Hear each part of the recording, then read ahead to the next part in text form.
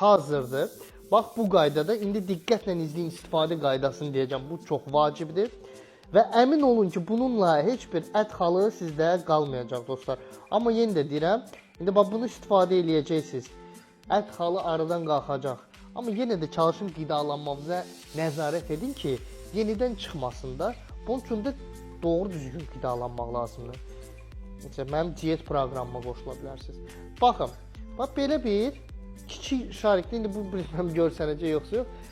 Ət xalı həcmində belə bir kiçik bir yumrulayırsınız, şarik halına gətirirsiniz və bundan da savayı sizə plaster lazımdır. Biz plastırı da götürürük. Bax belə hazırlayırıq bunu da. İndi göstərəcəm sizə necə bunu istifadə edirlər. Çox asandır. Götürdük kiçik bir hissəsini, ət xalının üzərinə bunu yapışdırırıq. Məsələn, tutaq ki, boynumuzdadır, düzdürmü?